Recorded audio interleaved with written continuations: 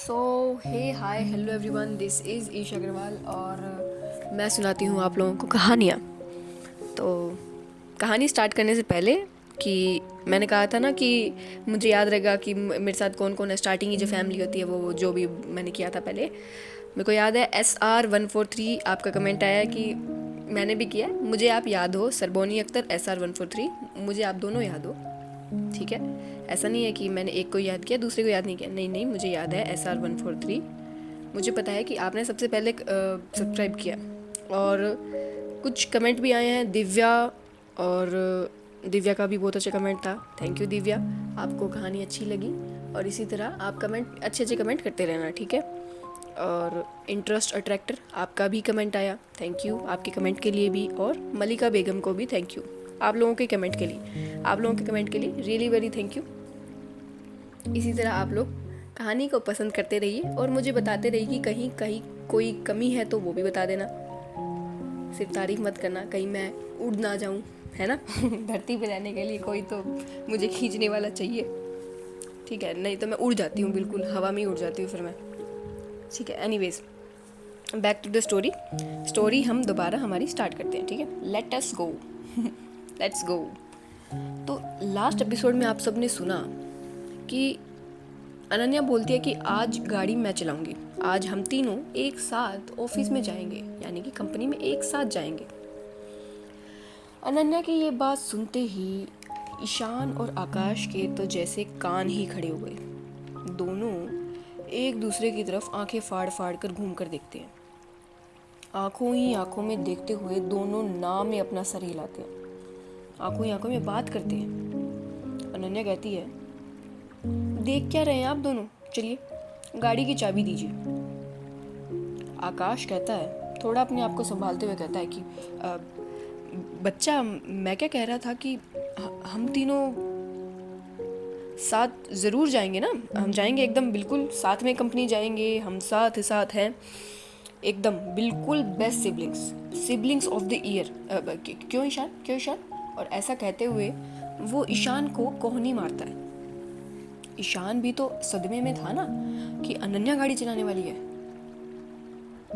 तो वो भी सदमे से ईशान की आकाश की कोहनी खाते हुए थोड़ा संभलता है और कहता है, हाँ हाँ हाँ हाँ हाँ, क्यों नहीं, बिल्कुल बेस्ट सिबलिंग्स, हम साथ में ही ऑफिस जाएंगे बिल्कुल। भले ही किसी को शक क्यों ना हो जाए कि एक दूसरे को जानते हैं, फिर भी शक हो तो हो, अरे उनका शक है, हमें क्या, हम तो फिर भी साथ ही जाएंगे।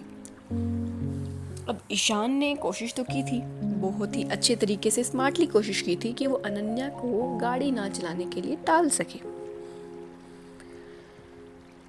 अनन्या कहती है, ईशान भाई, ये बात तो मैं भी जानती हूँ, इसलिए मैं कंपनी में बहुत ही सावधानी से गाड़ी लेकर जाऊंगी, क्योंकि इस वक्त ऑलरेडी कंपनी में सब पहुंच गए होंगे, है ना, तो पार्किंग में कौन ही हमें देखने वाला है।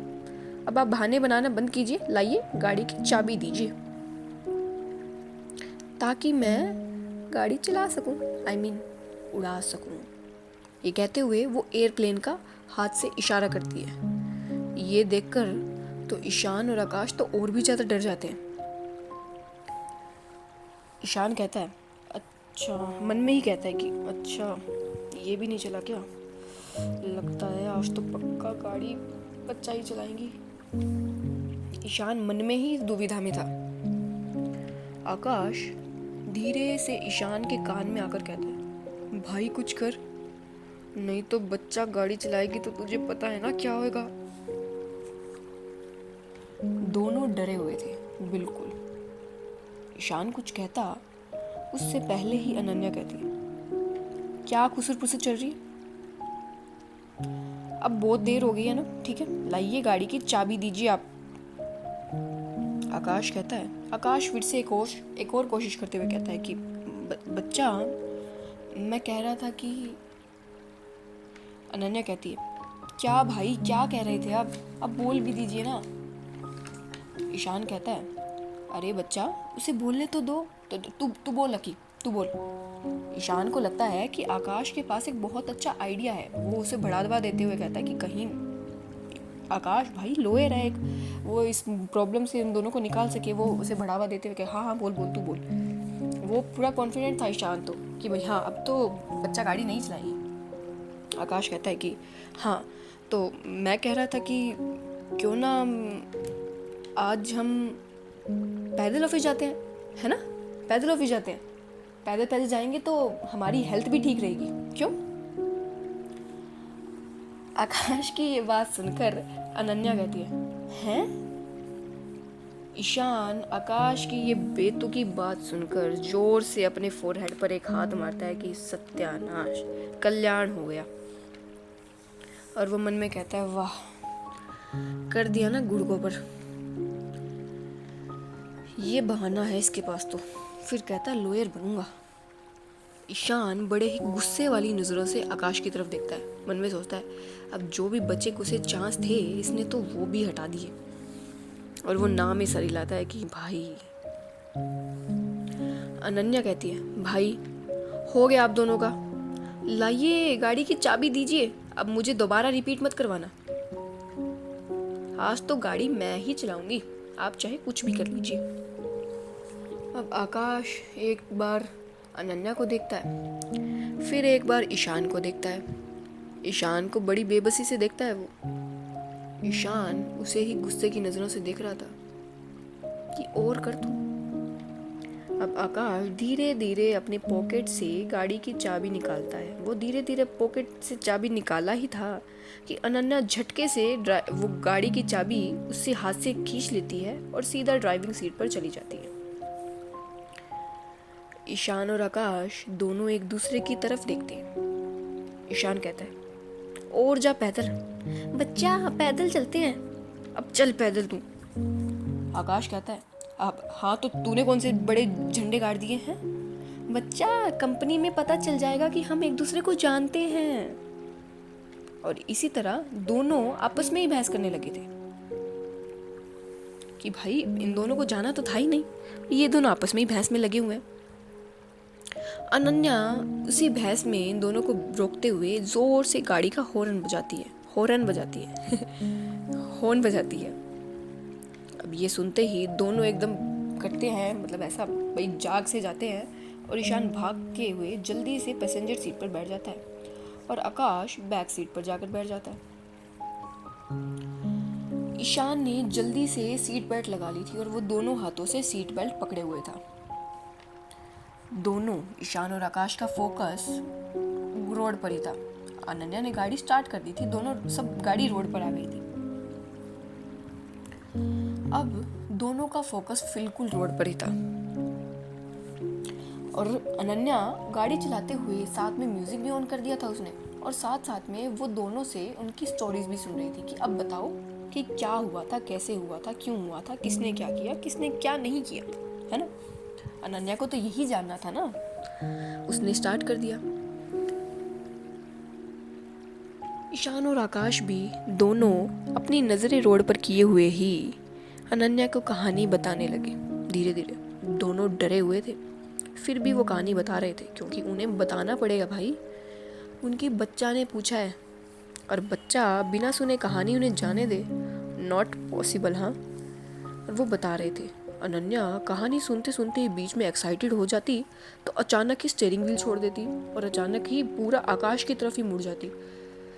ईशान और आकाश जैसे राम राम का नाम लेते हुए कभी स्टीयरिंग व्हील को संभालते तो कभी अनन्या को बताते कि भाई तुम ड्राइविंग कर रही हो, अपनी नज़रें रोड पर रखो, कानों से सुनो।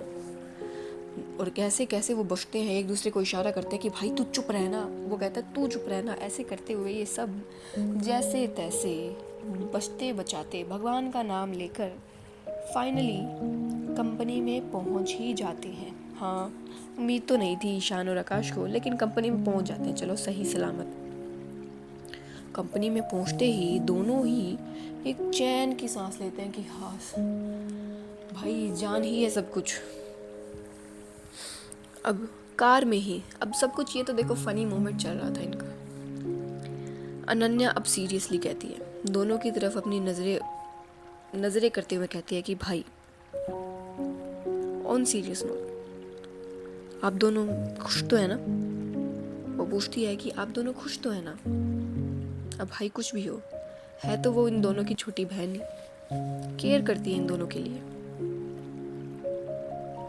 ईशान और आकाश जो अब तक इतना फियरफुल फील कर रहे थे, अब सारी चीज़ों को छोड़कर अनन्या के जेन्युइन क्वेश्चन पर, ये क्वेश्चन जो अनन्या ने पूछा वो खुद से पूछते हैं कि क्या वो खुश तो हैं। ईशान के लिए पूछे तो ईशान खुद इस बात का जवाब, इस सवाल का जवाब नहीं था उसके पास, लेकिन उसके पास इस चीज़ की उसको तसल्ली थी कि अगर उसे ज़िंदगी में कहीं सुकून मिलता है तो वो स्वरा के पास ही मिलता है। और आकाश तो खुश था माहिरा के साथ, उसकी तो खुशी माहिरा में ही थी ना। ईशान क्या बच्चा को बताता कि उसकी लाइफ में क्या चल रहा है, कि वो किस तरह की टेंशन पाले हुआ है, किस तरह की जंग से लड़ रहा है, क्या ही बताता वो बच्चा को। और क्या वो बता पाता कि स्वरा ना चाहते हुए भी इसका पार्ट बनी हुई है। और ये बात ईशान को अंदर ही अंदर खाई जाती थी। वो चाहता था कि जिस तरह उसने अनन्या को इस सब से दूर रखा हुआ है, उसी तरह वो स्वरा को भी इस सब से दूर रखे।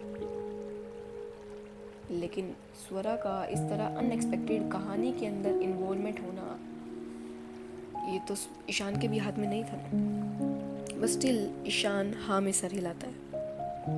आकाश भी बड़े ही प्यार भरते हुए अपनी नज़रों में अनन्या के सर को सहलाता है और वो भी अपना सर हाँ में हिलाता है। देखा, यही तो होता है सिबलिंग्स का मोमेंट। बहन भाई इसीलिए लाइफ में ज़रूरी है। आपको पता है, मेरी लाइफ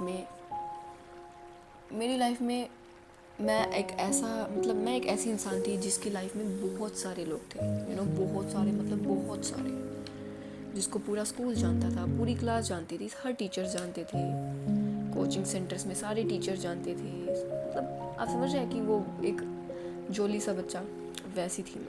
लेकिन कहते हैं ना कि माई कंफर्ट पीपल में गिनती 5 से ऊपर भी नहीं है। ये मेरी पर्सनल लाइफ की बता रही हूँ मैं आपको। इसी तरह हर किसी की लाइफ में कंफर्ट पीपल बहुत ही कम होते हैं। और यहाँ मेरी लाइफ में अगर मैं बताऊँ तो पेरेंट्स, मेरे जो भाई बहन हैं, यानी कि मेरे जो भाई हैं वो मेरे भाई मेरी प्रायोरिटी लिस्ट में मेरे माँ बाप से भी ऊपर आते हैं। अगर आपकी लाइफ में एक बड़ा भाई है ना, तो आप अपनी लाइफ में जीत चुके हैं ऑलरेडी। इसी तरह यहाँ भी एक सिबलिंग्स का ही मोमेंट ये फील कर पा रहे थे। ईशान, आकाश, अनन्या क्या फील कर पा रहे हो इन तीनों का बॉन्ड। लड़ते झगड़ते, बचते बचाते, कंपनी में पहुँचे, कभी मजाक तो कभी सीरियस नोट पे, लेकिन एक दूसरे की केयर करते हुए। अनन्या के सवाल से दोनों ही, ईशान और आकाश, बड़े ही प्यार भरी नज़रों से उसको देख रहे थे कि ये उन्हीं की बहन है। और इसी तरह वो कार से बाहर निकलते हैं। आकाश और ईशान आगे थे, अनन्या पीछे थी। अनन्या के दिल में भी एक भरा हुआ था उसका दिल, क्योंकि फाइनली उसकी भाइयों की लाइफ में कोई था। अब वो फाइनली थोड़ा पीस महसूस कर पा रही थी, क्योंकि इस बात की उसे तसल्ली थी कि उसकी भाइयों की लाइफ अब ट्रैक पर आ रही है। वो भी तो सब जानती ही थी ना, क्या उससे कुछ बचा हुआ था? नहीं। वो पीछे से कहती है, भाई। उसके कहने पर ईशान और आकाश दोनों पीछे की तरफ मुड़ते हैं, उसे देखते हैं। अनन्या कहती है, देखिए ना, मेरे सारे बाल बिगड़ गए, क्या आप इन्हें संवार देंगे जैसे आप बचपन में किया करते थे? अनन्या की ये क्यूट सी रिक्वेस्ट सुनकर ईशान और आकाश दोनों के ही फेस पर स्माइल आ जाती है। बचपन में वो बहुत अनन्या के बाल बिगाड़ते भी थे, फिर वही दोनों इसको संवारते भी थे। दोनों एक दूसरे को देखते हैं और बिना कुछ कहे ही उस बचपन के मोमेंट को नॉस्टैल्जिया फील करते हुए अनन्या के पास जाते हैं। ईशान अनन्या के पीछे से उसके बाल बनाने लगता है, और आकाश अनन्या का हैंड बैग टांग लेता है और उसके हैंड बैग से जो फेस मिरर होता है वो उसके सामने कर देता है ताकि अनन्या देख पाए कि उसके बाल सही बन रहे हैं या नहीं। और अनन्या बिल्कुल किसी प्रिंसेस की तरह नखरे कर रही थी कि ऐसे नहीं ऐसे करो, ऐसे नहीं ऐसे करो। आकाश बोल रहा था कि अरे नहीं भाई ऐसे कर तू। ईशान बोल अरे तुम चुप रहो, मैं कर रहा हूँ ना। और इसी तरह ये तीनों आपस में ही एक मतलब आप जस्ट इमेजिन ना इनकी कंपनी, ये तीनों क्या है, मतलब अग्रवाल्स हैं, ये ओबरॉय है, सीईओज हैं, इतने मतलब मल्टी बिलियनर मिलियनर सब हैं ये। लेकिन इनके मोमेंट्स देखो आप, भाई बहन के इनके मोमेंट देखो कि पार्किंग लॉट में अपनी बहन का हैंडबैग टांगे उसके सामने मिरर किया हुआ है तो दूसरे उसके बाल बना रहा है। और बहन बिल्कुल किसी प्रिंसेस की तरह, जो वो ऑलरेडी प्रिंसेस है, किसी प्रिंसेस की तरह नखरे दिखा रही है।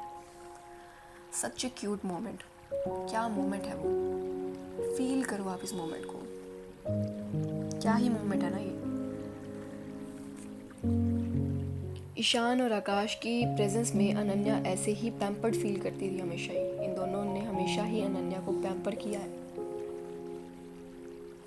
और इस पूरे सीन को देख रही थी स्वरा, जो थोड़ी दूर से ही इन सबको देख रही थी। उसे तो यकीन ही नहीं हो रहा था कि जिस इंसान को उसने कल रात देखा, उस इंसान को जो दिन में तो पिंक शर्ट पहनता है, जो अब उसकी नज़रों के सामने अपनी बहन के बाल बना रहा है, वो रात को एक मिस्टीरियसली एक बंद पड़ी फैक्ट्री में बंदूकों भरी बॉडीगार्ड्स के साथ क्या कर रहा था। उसे तो यकीन ही नहीं हो रहा था कि वही इंसान उसके सामने। स्वरा कांट इवन इमेजिन।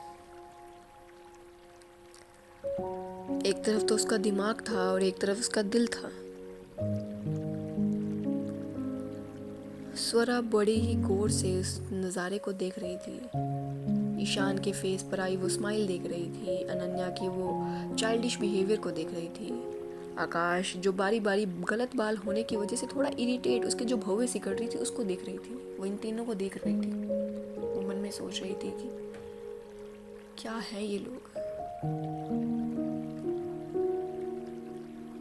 क्या है जो अंदर से कुछ है और बाहर से कुछ।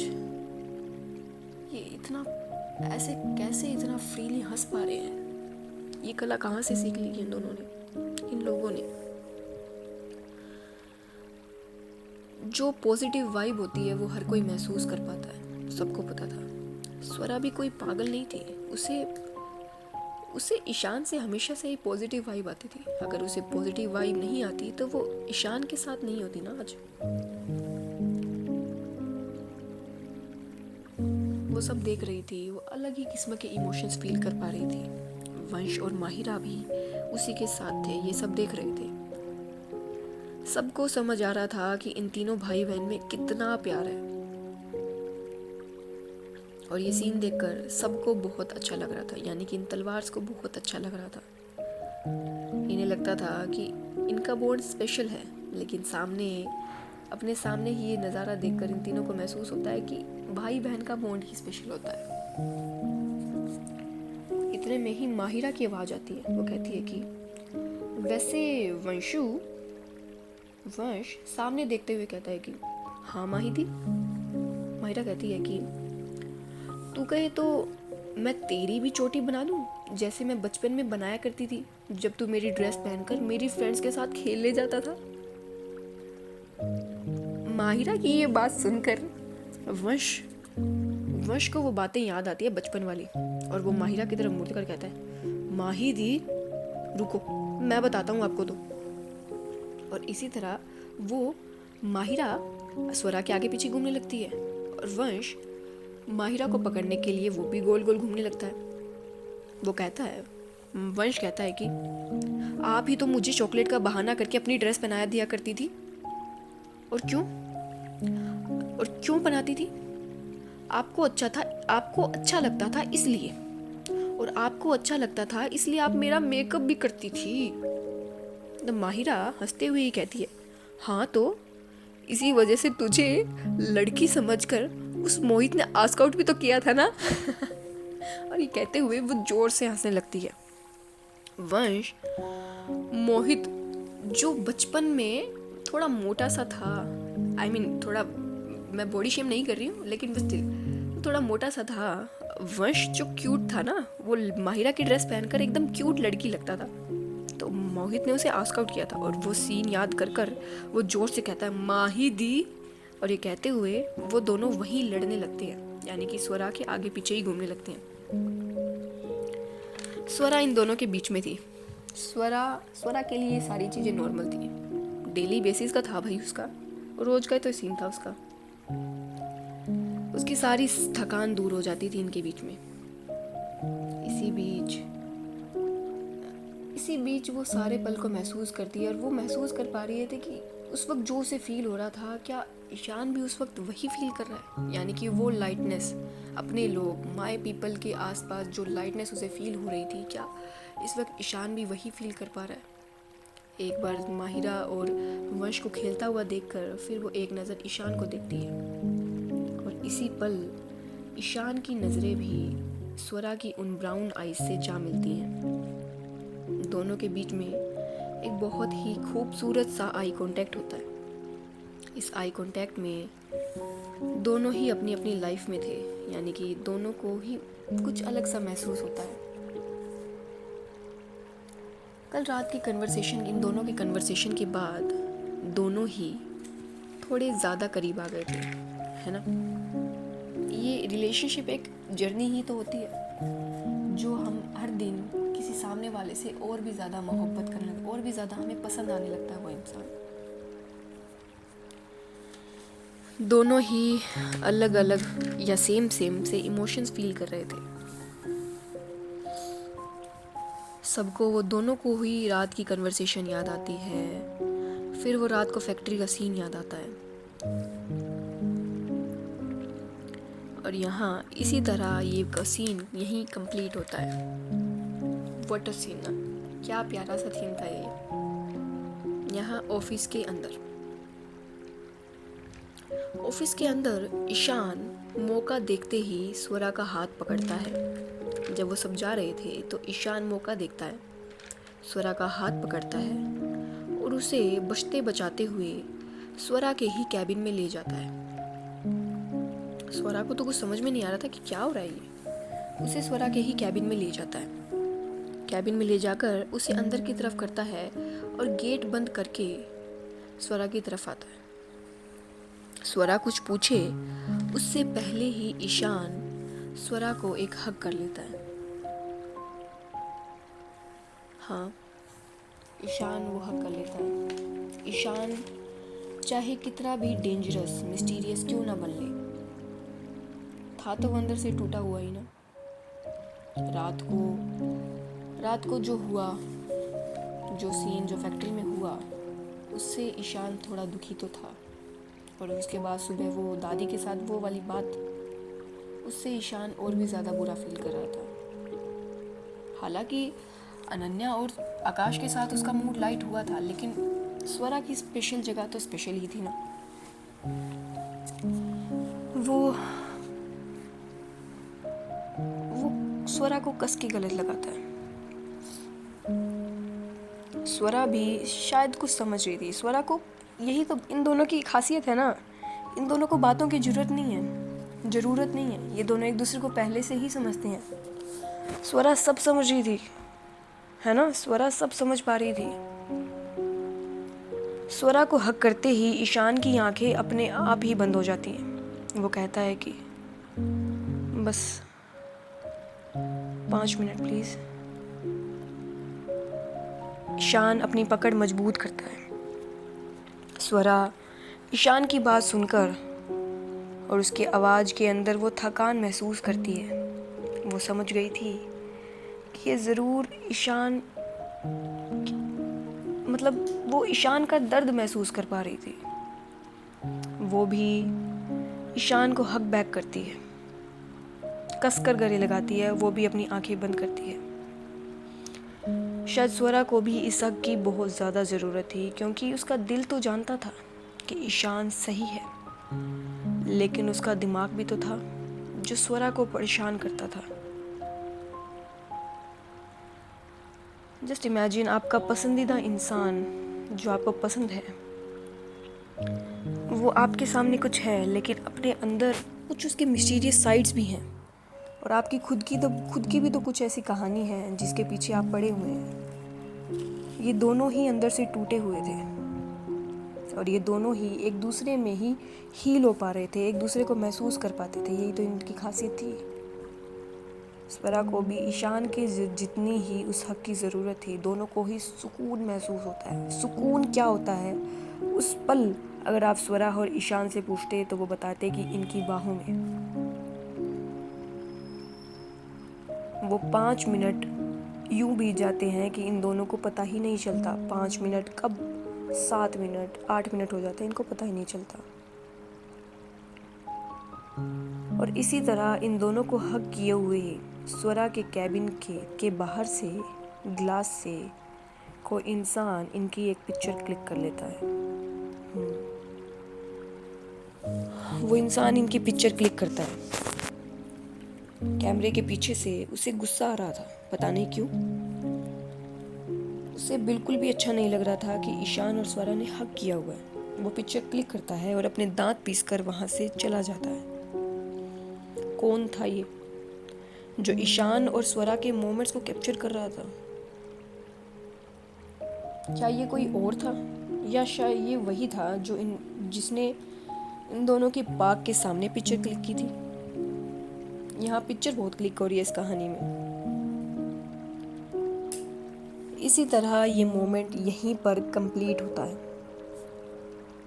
दोनों स्वरा और ईशान अपना मोमेंट कंप्लीट करते हैं, कुछ अपनी बातें करते हैं कि आप ठीक हैं, मतलब जो भी आपस में कुछ बात करते हैं। इतना दखल अंदाजी देना भी ठीक नहीं है ना इनकी कहानी में, मतलब इनकी लाइफ में। अपना भी मोमेंट बिता कर ये दोनों बाहर आते हैं बचते बचाते हुए, कोई देख ना ले ऑब्वियसली, क्योंकि आज वही बहुत बड़ा क्लाइंट आने वाला था, जिस क्लाइंट की सबको इंतज़ार था, जिस क्लाइंट से पिक्सल डोमिनेशन एक अलग ही किस्म की ऊंचाइयां छूने वाला था। दोनों को ही मीटिंग रूम में बुलाया जाता है, क्योंकि मीटिंग रूम में ऑब्वियसली स्वरा क्या है, फाइनेंशियल हेड है और ईशान एक टीम लीडर है। जैसे ही वो मीटिंग रूम में आते हैं, एंटर करते हैं, तो क्लाइंट्स ऑलरेडी वहीं थे। मीटिंग रूम में सभी लोगों को स्कैन करते हुए ही ईशान और स्वरा की नज़रें जाती है सामने वाले इंसान पर।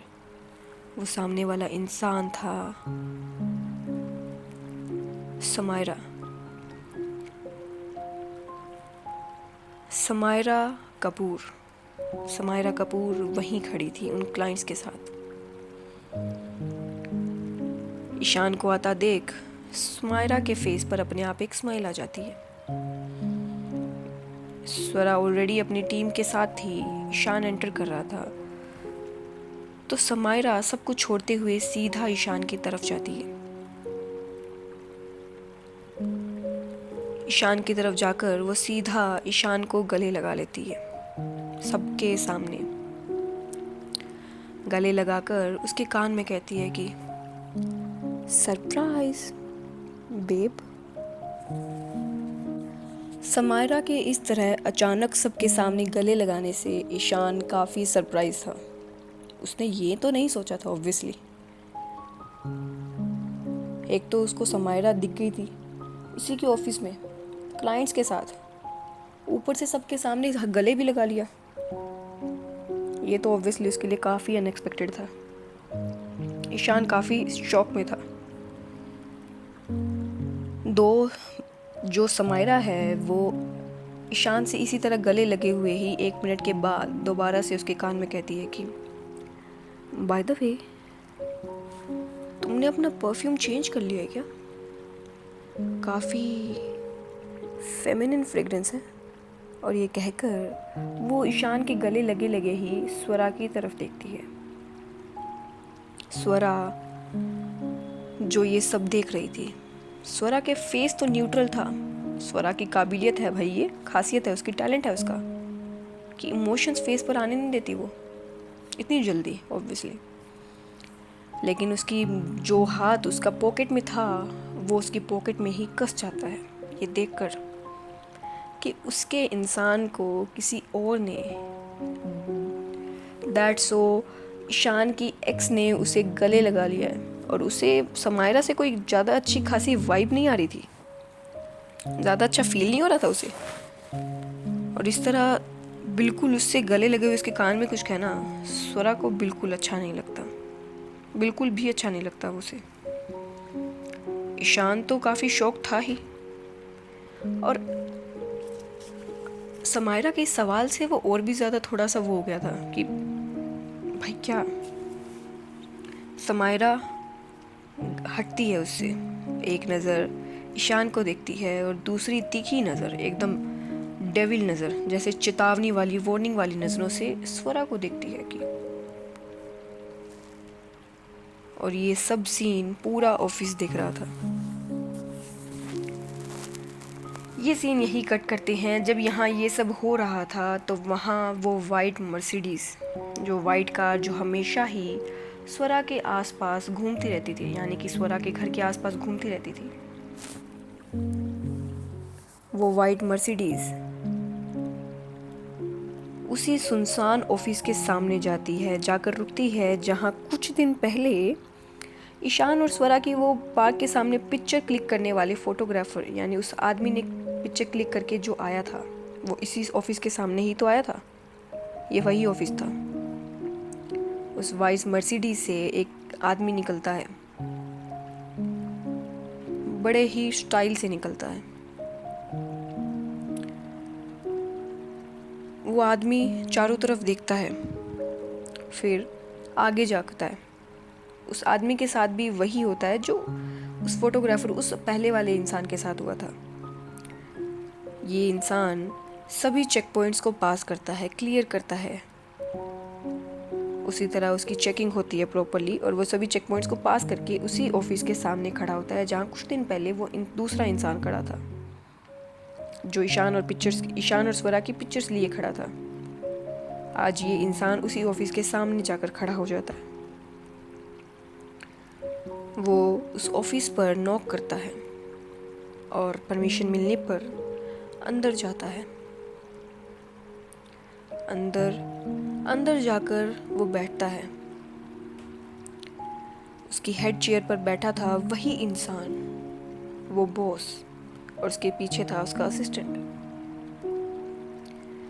ये मर्सिडीज़ वाला आदमी उस बॉस के सामने बैठता है और कुछ नहीं बोलता। और ये जो बॉस था, ये सामने करता है पिक्चर्स, ईशान और स्वरा की पिक्चर्स। वो मर्सिडीज़ वाला आदमी उन सारी पिक्चर्स को बड़े ही गौर से देखता है, एक एक पिक्चर को प्रॉपर टाइम लगा कर देखता है। और वो बॉस बड़े ही ऑब्जर्विंग नज़रों से अपने सामने बैठे इंसान को वो पिक्चर देखते हुए देख रहा था।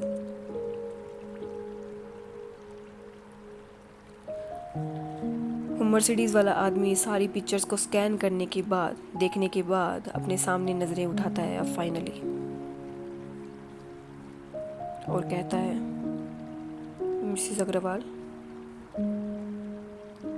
जी, ये थी ईशान अग्रवाल की दादी मीरा अग्रवाल, वो बॉस जो ईशान और स्वरा की पिक्चर्स कलेक्ट कर रही थी। उसी मीरा अग्रवाल के कहने पर ही ईशान और स्वरा की पिक्चर्स क्लिक की जा रही थी। उसका असिस्टेंट पीछे, यानी कि मिस्टर तिलहोक सिन्हा, उसके पीछे ही खड़े थे। और ये मर्सिडीज वाला आदमी कौन था? और मीरा अग्रवाल वो। तो फाइनली अब आगे क्या होगा ये हम देखेंगे हमारे नेक्स्ट एपिसोड में। ये तो कहानी में ट्विस्ट है। मीरा अग्रवाल, देखते हैं आगे क्या पता चलता है हमारी कहानी में। और आपको कहानी कैसी लग रही है प्लीज़ बताना, अपना फीडबैक ज़रूर देना, फीडबैक ज़रूर दिया करो मुझे, और ताकि मुझे पता चले कि कैसा कर रहे हैं हम, यानी कि है ना। और कुछ अच्छा लग रहा है, बुरा लग रहा है, ये भी बता देना। कहानी कोशिश करूँगी कि ऐसे ही रेगुलर ही आती रहे। And do let me know आपके जो भी मन में चल रहा है। ऑल्सो आपको पता है ना कि मैंने अब बताया था पिछले में ही कि मेरे थोड़ा सा साइनस की दिक्कत है, तो उसके लिए सूत्र नीति जल नीति होती है, तो थोड़ी आवाज़ वैसे ही हुई है ना। उसके अंदर क्या होता है कि एक रस्सी लेकर हम नाक से डालते हैं, जिससे अंदर से हमारा पूरा छिल जाता है। आज मैंने काफ़ी टाइम बाद, दूसरा दिन था आज मेरा करने का, काफ़ी खून आया।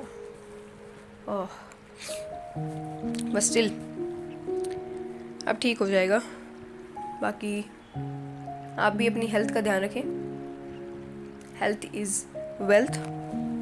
हेल्थ सबसे ज़्यादा ज़रूरी है, उस पर ही फोकस रखें। बाकी thank you, Tata, iOS amigo, pairing of.